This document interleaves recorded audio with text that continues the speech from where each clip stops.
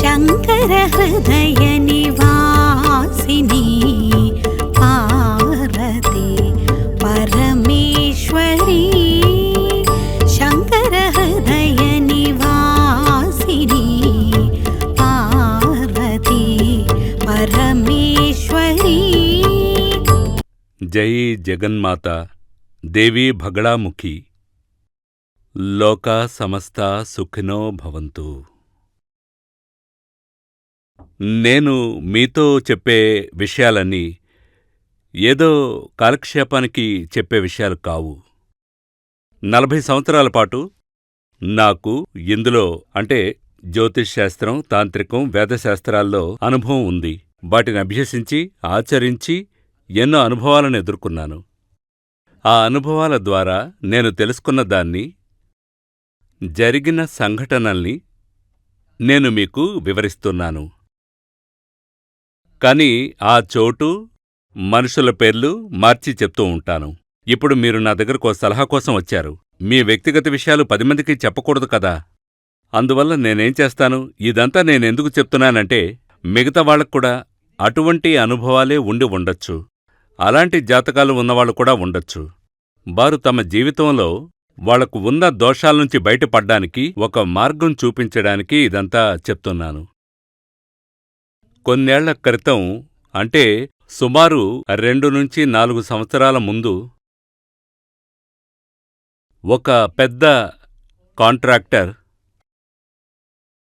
ఆయన గవర్నమెంట్లో ఇండియాలో ఉన్న అన్ని స్టేట్స్లోనూ, అన్ని రాష్ట్రాల్లో, అంతేకాదు విదేశాలలో కూడా, అదే మలేషియాలో బిజినెస్ చేస్తున్నారు. ఈ ఓవర్ బ్రిడ్జ్ నిర్మాణం చేస్తుంటారే, ఫ్లైఓవర్ బ్రిడ్జ్, అది చిన్న రైల్వే ట్రాక్, ఇలాంటి నిర్మాణ పనులు చేపడుతూ ఉంటామని ఆయన చెప్పారు.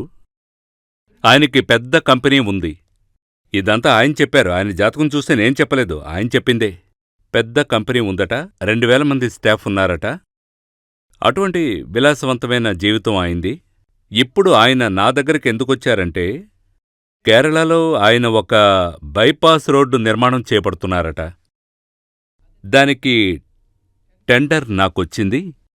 దాని నిర్మాణం నేనే స్వయంగా చూడనా, లేదంటే సబ్ కాంట్రాక్టుగా ఎవరికైనా ఇవ్వచ్చా? నాకు గవర్నమెంట్ నుంచి వచ్చింది, దాన్ని మరొకరికి హ్యాండోవర్ చేయొచ్చా ఒక మార్జిన్ పెట్టుకుని? ఎందుకంటే కేరళలో సమ్మెలవి ఎక్కువగా జరుగుతూ ఉంటాయి. సమ్మె జరిగితే కార్మికులు రారు, అందుకే నాకు భయంగా ఉంది. ఈ సందేహం అడగడానికే ఆయన నా దగ్గరకొచ్చారు. అప్పుడు ఆ విషయాలన్నీ జాతకం చూసి ప్రశ్న వేసి ఆయన సందేహాలన్నీ తీర్చాను. మీరే స్వయంగా కాంట్రాక్ట్ తీసుకోవచ్చని చెప్పాను. అది మంచి విషయమే. ప్రజల నుంచి గాని, రాజకీయ నాయకుల నుంచి గాని, గవర్నమెంట్ నుంచి గాని ఎటువంటి అడ్డంకులు రావని నేను ఆయనతో చెప్పాను. ఇదంతా చెప్పి పూర్తయిన తర్వాత ఆయన భార్యాభర్తలు ఇద్దరూ వచ్చారు. వాళ్ళిద్దరూ ఒకరితో ఒకరు దేని గురించో చెవిలో గుసగుసలాడుకున్నారు. విషయం ఏంటని వాళ్ళని అడిగాను.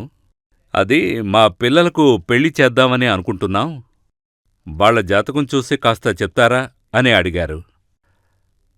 ఇవ్వండి, చెప్తాను అన్నాను. అప్పుడు కూతురు, అల్లుడు, కొడుకు, కోడలు, అంటే కొడుకుకి, కోడలికి, కూతురికి, అల్లుడికి, అంటే కూతురుతో నిశ్చయమైన అల్లుడి జాతకం, కొడుకుతో నిశ్చయమైన కోడలి జాతకం, ఇలా 4 జాతకాలు ఇచ్చారు.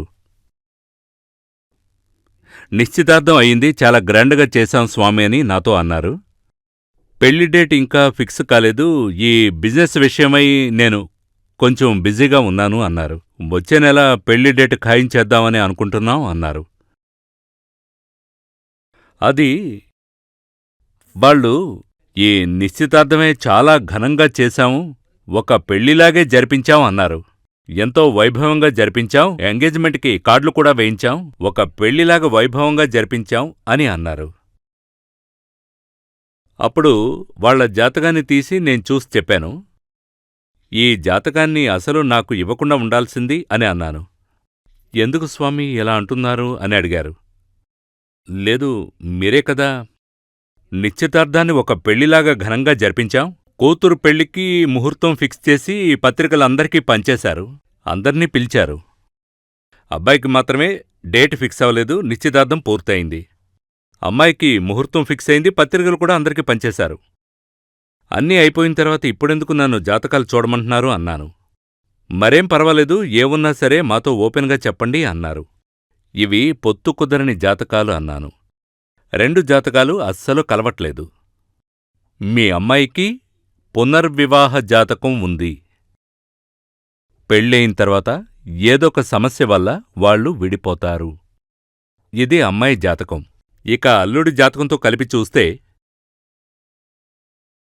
1 నెల కూడా కాపురం చేయలేరు, మహా అయితే 3 నెలలు, ఆ తర్వాత విడిపోతారు.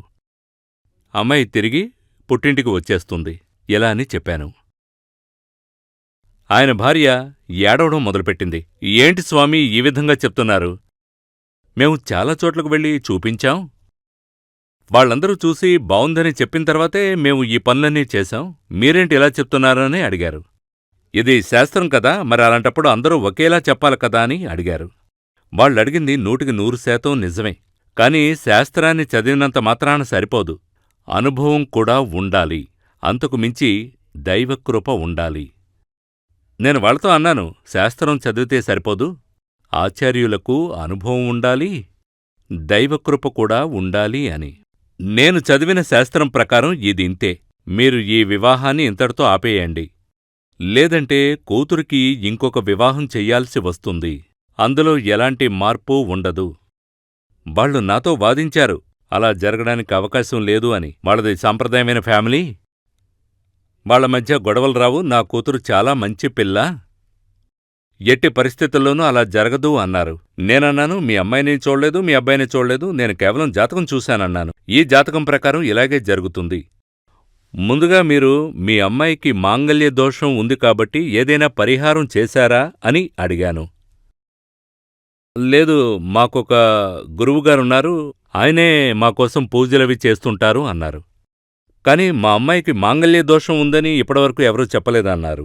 అంటే జ్యోతిష్శాస్త్రం తెలిసిన వాళ్ళు మీ జాతకాల్ని చూడలేదు అన్నాను. ఇందులో మార్పేమీ లేదు. సరే, ఏదైనా పరిహారం చేస్తే మారుతుందా అని అడిగారు. అది జరగని విషయం. ఎన్ని పరిహారాలు చేసినా కూడా ఈ అమ్మాయి అబ్బాయి జాతకాలు కలవనే కలవవు. మహా అయితే వాళ్ళిద్దరూ 2-3 నెలలు మాత్రమే కలిసుంటారు. తర్వాత కొడుకు జాతకం తీసి చూశాను. అది కూడా సేమ్ అలాగే ఉంది. కొడుకుకైతే అసలు పెళ్ళే జరగదు, పెళ్లికి ముందే విడిపోతారు. ఒకవేళ పెళ్లి జరిగినా కూడా 15-20 రోజులు మాత్రమే, 1 నెల కూడా వాళ్ళు కలిసుండరు. అక్కడితో ఆయన ఆ టాపిక్ని ఆపేశారు. సరే, కేరళలో బైపాస్ నిర్మాణం విషయంలో ముందుకు వెళ్ళొచ్చా అని ఆవిడ అడిగారు. కేరళ విషయంలో ఎటువంటి ఇబ్బంది ఉండదు, అది స్మూత్గానే సాగుతుంది అన్నాను. పరిహారాలేవి అక్కర్లేదు. కాకపోతే ఆ నిర్మాణం జరుగుతున్న రోడ్డు పక్కన ఏదైనా దేవాలయం ఉంటే ఆ దేవాలయానికి వెళ్ళి దర్శించుకోండి అన్నాను. అక్కడ దేవునికి కానుకలు సమర్పించండి, అది చాలు అన్నాను. ఏదైనా పని ప్రారంభించేటప్పుడు గణపతి పూజ చేస్తాం కదా, ఆ విధంగా చెయ్యండి, అది సరిపోతుంది అన్నాను. మళ్ళీ వాళ్ళకి ఇంకో సందేహం వచ్చింది. నన్నడిగారు, మీరు చెప్పింది నిజమా స్వామీ, మా అమ్మాయి జీవితం ఇలా అవుతుందా అని అడిగారు. అప్పుడు నేనన్నాను, మీరొక స్టాంప్ పేపర్ తీసుకురండి, నేను దానిమీద రాసిస్తానన్నాను. దాన్ని లామినేట్ చేసి ఫ్రేమ్ కట్టి బెడ్రూంలో పెట్టుకోండి. రోజూ దాన్ని చూడొచ్చు, అందుకే అక్కడ పెట్టమన్నాను. ఎందుకంటే ఖచ్చితంగా నేనేం చెప్పానో అది జరిగి తీరుతుంది. ఇది నేను చెప్పట్లేదు, జాతకం చెప్తోంది అన్నాను. వాళ్ళు బిక్కుమొహాలేసుకుని తిరిగి వెళ్ళిపోయారు. తర్వాత 1 నెల, నెలన్నర గడిచింది. ఆయన ఫోన్ చేసి మా మేనేజర్తో మాట్లాడాడట, స్వామిగారితో అర్జెంటుగా మాట్లాడాలి అని. నేను సాధారణంగా ఎవరితోనూ ఫోన్లో మాట్లాడను. ఇక్కడ నా దగ్గర మేనేజర్ హోదాలో ఉన్నవారే మాట్లాడతారు. అప్పుడు మా మేనేజర్ వాళ్ళు చాలా అర్జెంటుగా మాట్లాడాలట అని అన్నారు. సరే ఇవ్వండని నేను మాట్లాడాను. మాట్లాడినప్పుడు వాళ్ళేమన్నారంటే, స్వామీ, కూతురికి విదేశంలోనే పెళ్లి జరిపించాం. కాని మా అమ్మాయి ఎవరికీ చెప్పకుండా అక్కడ్నుంచి బయలుదేరి మా ఇంటికొచ్చేసింది. తన పెట్టెబెడ సర్దుకుని వచ్చేసింది అన్నారు. తనని ఎంతడిగినా మాట్లాడడం లేదు, ఒకే మాట చెప్తోంది, తనకి ఈ బంధం వద్దు అని, నేను ఇకపై అక్కడికి వెళ్ళను అని. ఇప్పుడేం చేయాలో మాకర్థం కావట్లేదు అని అన్నారు. నేనేం చెప్పానంటే, నేను మీతో ఫోన్లో మాట్లాడడం కుదరదు, మీ కూతుర్ని తీసుకుని ఇక్కడికి రండి అన్నాను. రేపు రావచ్చా అని నన్నడిగారు. అలా కాదు, మీరెప్పుడు అపాయింట్మెంట్ తీసుకుంటారో అప్పుడు ఆఫీసుకు ఫోన్ చేసి రండి అన్నాను. ఆ తర్వాత ఒకరోజు వాళ్ళు కూతుర్ని తీసుకుని వచ్చారు. అప్పుడు తల్లి, తండ్రి, కూతురు ముగ్గురూ నా ఎదురుగా కూర్చున్నారు. తండ్రి అన్నారు, ఎందువల్ల భర్తను వదిలేసొచ్చావని అడిగితే ఏ సమాధానం చెప్పడం లేదు స్వామీ, ఏమీ అర్థం కావడం లేదు అన్నారు. నోరు విప్పడం లేదు స్వామీ అన్నారు. నాకు అర్థం కాని విషయం ఏంటంటే, వాళ్ళు మాకంటే చాలా ధనవంతులు, సకల సౌకర్యాలు ఉంటాయని చెప్పారు. ఏ లోటు ఉండదన్నారు. సరే, మీరిద్దరూ బయట ఉండండి, నేను మాట్లాడతాను అన్నాను. దానికి ముందు నేనొక పేపర్ తీసుకొని దానిమీద ఒక విషయం రాశాను. నాకు తెలుగు రాయడం రాదు, కానీ నేను మాట్లాడతాను. మలయాళం రాయడం వచ్చు. వచ్చిన వాళ్ళు మలయాళీసే. అందువల్ల నేను పేపర్ మీద రాసి ఆ పేపర్ని చుట్టి పేరెంట్స్ చేతికిచ్చి బయట ఉండమని చెప్పాను. ఇప్పుడే చూడొద్దన్నాను. నేను మీ అమ్మాయితో మాట్లాడిన తర్వాత మిమ్మల్ని పిలుస్తాను, అప్పుడు రండి అన్నాను. ఈ అమ్మాయిని నేనడిగాను, నువ్వు ఓపెన్గా అన్నీ నాతో చెప్పి తీరాలి. కారణం ఏవై ఉంటుందోనని నేను కాగితం మీద రాసి మీ నాన్నగారికిచ్చి పంపాను. అది నీ జాతకాన్ని బట్టి రాశాను. ఏం జరిగిందో నువ్వు నాతో చెప్పాలి. అప్పుడు ఆ అమ్మాయి చెప్పింది, స్వామీ, అతను అసలు మగవాడే కాదు. అతనికి అసలు మగతనమనేదే లేదు. మా పెళ్ళై 45 రోజులు గడుస్తోంది. ఆ 45 రోజుల్లో 1-2 సార్లు మాత్రమే నన్ను శారీరకంగా కలిశాడు. అప్పుడు కూడా అతను ఒక మగవాళ్లాగా మాత్రం ప్రవర్తించలేదు. అందువల్ల నాకతను నచ్చలేదు. అతనితో ఉంటే నా జీవితం నాశనం అవుతుంది. అందుకే అతను వద్దని నేను వెనక్కొచ్చేశాను. అప్పుడు ఆ అమ్మాయితో ఏం చెప్పాడంటే, నా మాట విని, నువ్వు సెక్సువల్ రిలేషన్కి వేరెవర్నైనా చూసుకో, సొసైటీ దృష్టిలో నేను నీ భర్తగా ఉంటాను అని చెప్పాడట. అది నాకు నచ్చలేదు, అందుకే తనకు దూరంగా వచ్చేశాను అని చెప్పింది. సరే, నువ్వు బయటికి వెళ్ళి అమ్మానాన్నల్ని పంపించు అన్నాను. ఆ పేరెంట్స్ లోపలికొచ్చారు. సరే, మీకిచ్చిన చీటీ మీ అమ్మాయికి చూపించండి అన్నాను. ఆ అమ్మాయి అది చదివి షాక్ అయి అలా వెళ్ళిపోయింది. అందులో నేను ఏం రాశానంటే, ఆమె భర్త ఖచ్చితంగా ఒక నపుంసకుడు అని రాశాను. నేను ముందే అలా రాశాను, నపుంసకుడు అని. అది జాతకంలోనే ఉంది. 8వ స్థానంలో పాపగ్రహం ఉంటే, ముఖ్యంగా బుధుడు నీచస్థానంలో ఉంటే అతనికి మగతనం అనేదే ఉండదు. నపుంసకుడు అంటే స్త్రీ సాంగత్యానికి పనికిరాడు. జ్యోతిష్ శాస్త్రం ఎంత పర్ఫెక్ట్గా ఉందో మీరే చూడండి. కాసేపయ్యాక ఆ అమ్మాయి లోపలికొచ్చింది. ఆ చీటీ చూశాక బయటికి వెళ్ళింది కదా. అమేజింగ్ స్వామీ, మీరింత కరెక్ట్గా ఎలా చెప్పగలిగారు? ఇదే కారణం. వాళ్లంత ధనవంతులం కాకపోయినా మేము కూడా ధనవంతులమే. మాక్కూడా సొంతంగా ఓ ఫ్లైట్ ఉంది. భాగ్యవంతులం. నాకిక్కడ అన్నీ ఉన్నాయి, ఏ లోటు లేదు. భర్త కోసమే కదా నేనక్కడికి వెళ్ళాను పెళ్లి చేసుకొని. కాని ఆ భర్త చేతకానివాడైనప్పుడు నేనెందుకు అక్కడ ఉండడం అని ఆ అమ్మాయి అంది. అదేవిధంగా ఆ అమ్మాయి సోదరుడి, నేను చెప్పాను కదా, జరగదు, ఒకవేళ జరిగినా కూడా 1 నెల రోజులు కూడా కాపురం చేయరు అని. అసలా పెళ్ళే జరగలేదు. పెళ్లికి ముందే పెళ్లికూతురు వద్దంది. నేనితన్ని చేసుకోను. అదే నేను చెప్పేది కొడుకు గురించి. పెళ్ళి, ఎంగేజ్మెంట్, నిశ్చితార్థం జరిగింది, కాని నాకు ఈ పెళ్లి వద్దు అనేసింది. మొత్తానికి ఆ 2 పెళ్ళిళ్ళు చెడిపోయాయి. అందుకే జ్యోతిశ్శాస్త్రం అంత గొప్పది. చూడండి, వాళ్లది చాలా చాలా గొప్ప ఫ్యామిలీ. అందుకని వాళ్ళు చిన్న చిన్న చోట్ల జాతకాలు చూపించరు, పెద్ద చోట్లే చూపించుంటారు. శాస్త్రం గురించి పూర్తి అవగాహన ఉన్నవాళ్ల దగ్గర. అలా చూపించాక జాతకాలు కలిశాయి అని చెప్పాకే వీళ్ళకి ముహూర్తాలు పెట్టారు, పెళ్ళయింది, ఎంగేజ్మెంట్ అయింది.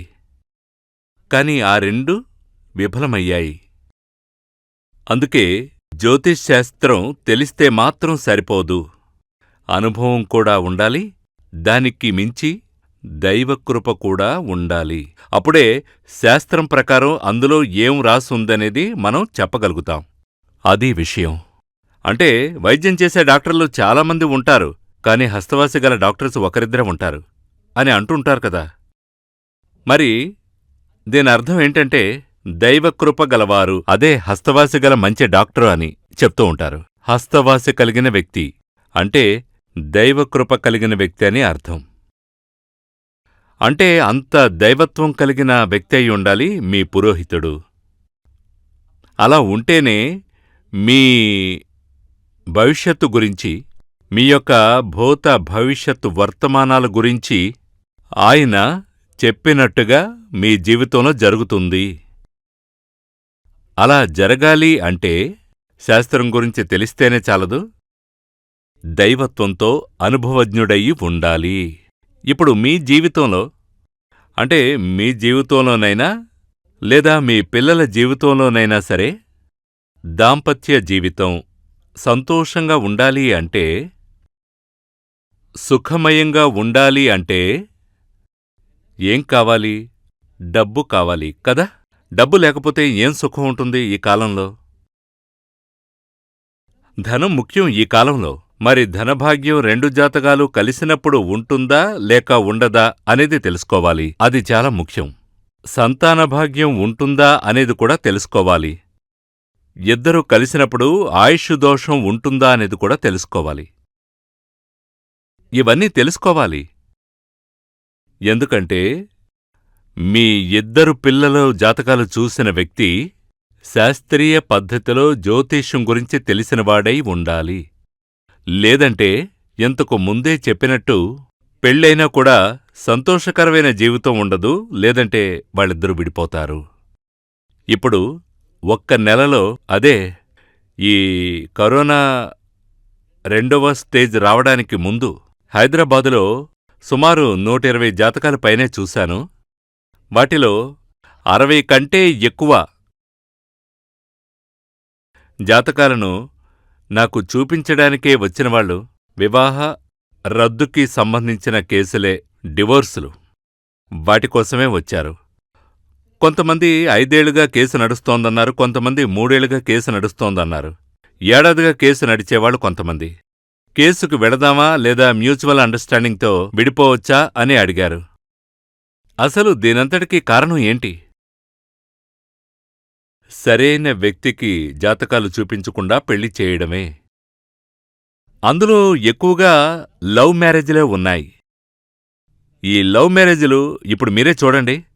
కోర్టుకు వెళితే గనక కొన్ని వేలల్లో డివోర్స్ కేసులుంటాయి. వాటిలో 50% కంటే ఎక్కువ, 60% కంటే ఎక్కువ అనుకోండి, ఖచ్చితంగా ప్రేమించి పెళ్లి చేసుకున్న వాళ్ళ కేసులే ఎక్కువ. దానికి కారణం ఏంటంటే ఈ కాలంలో దైవ నమ్మకం, ఈశ్వరారాధన, తల్లిదండ్రుల్ని గౌరవించడం ఇవేమీ లేవు. అందువల్ల దైవకృపే లేదు. ఒకరికొకరు చూసుకుంటున్నారు, ప్రేమించుకుంటున్నారు, లవ్ చేసుకుంటున్నప్పుడు అమ్మాయి యాక్ట్ చేస్తోంది, అబ్బాయి యాక్ట్ చేస్తున్నాడు. ఈ యాక్టింగ్లోనే అలా కొంతకాలం ప్రేమించుకుంటున్నారు, పెళ్ళవుతుంది. ఆ తర్వాత వాళ్ళిద్దరూ కలిసి ఒక ఇంట్లో ఉన్నప్పుడు ఈ యాక్టింగ్ అంటే ఈ ముసుగు పూర్తిగా తొలగిపోతుంది. అప్పుడే నిజమైన స్వరూపం బయటపడుతుంది. అబ్బాయికి అమ్మాయికి కూడా ఒకరికొకరు నచ్చకపోవడం, గొడవలు పడ్డం, ఇద్దరూ కొట్టుకుంటారు, విడిపోవాలనుకుంటారు, కోర్టు వరకు వెళతారు. ఇలా ఎవరూ కోర్టుకు వెళ్లొద్దు. ఎందుకంటే కోర్టుకు వెళితే మీ జీవితమే కదా నాశనమయ్యేది. 5 ఏళ్లపాటు 30 ఏళ్ల వయసులో డివోర్స్ కోసం కోర్టుకు వెళితే 5 ఏళ్లు గడిచిపోతాయి. అన్నేళ్లు కేసు నడుస్తుంది, 35 ఏళ్లొస్తాయి. ఆ తర్వాత ఇంకో అమ్మాయిని చూసుకుని పెళ్లి సంబంధం కుదుర్చుకొని ఈ తతంగానికి 2 ఏళ్లు గడిచిపోతాయి. అంటే మీ యవ్వనమంతా వృధా అవుతోంది కదా. ఇది అమ్మాయికైనా అబ్బాయికైనా ఒకటే కదా. భాగస్వామి నచ్చలేదా, ఒక మంచి అడ్వకేట్ని కలవండి, మ్యూచువల్గా విడిపోండి, చక్కగా ఇంకో పెళ్లి చేసుకోండి. యవ్వనకాలం అయిపోయిన తర్వాత, యవ్వనమంతా వృధా అయిన తర్వాత సెక్సువల్ లైఫ్లో ఇక ఏ సుఖం ఉంటుంది? అందుకని పెళ్లి చేసుకోవడం ఎందుకు? సెక్సువల్ సాటిస్ఫాక్షన్ ఉండడం కోసమే. అందుకని జీవితం నచ్చలేదా, ఒకరిమీద ఒకరికిష్టం లేదా, సంతోషంగా నలుగురు పెద్దవాళ్లతో కలిసి కూర్చుని మాట్లాడి ఓ అడ్వకేట్ని పిలిచి మ్యూచువల్గా విడిపోండి, కొత్త జీవితాన్ని ప్రారంభించండి. కానీ దానికి ముందు ఎందువల్ల ఈ విధంగా జరిగింది అని ఓ మంచి జ్యోతిష్యం తెలిసిన ఆచార్యుల్ని కలిసి వారి దగ్గర్నుంచి ఓ మంచి సలహా తీసుకోవడం మంచిది. జై జగన్మాత భగడాముఖి సమస్త భక్తానాం సర్వాభీష్టం సాధయ సాధయ క్రీం ఓం స్వాహ. శ్రీ సూర్యమంగళం అద్వైత వేద విద్యాపీఠంలో తాంత్రిక పూజల్లో సిద్ధహస్తులైన ఎందరో ఆచార్యులు అమావాస్య, పౌర్ణమి రోజుల్లో ప్రత్యేక యాగాలు నిర్వహిస్తారు.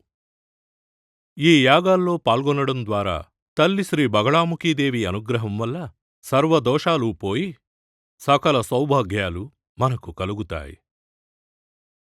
శ్రీ సూర్యమంగళం అద్వైత వేద విద్యాపీఠం జ్యోతిష్యం, ప్రశ్నలు, వాస్తు, తాంత్రిక పూజలు మరియు వేదయాగాలు నిర్వహిస్తారు. సంప్రదించవలసిన నంబర్ 7305442299 7305442299. చెన్నై, కోయంబత్తూర్, బెంగళూరు, హైదరాబాద్, విజయవాడ, ఢిల్లీ, ముంబై, తిరునల్వేలి, టెక్సాస్.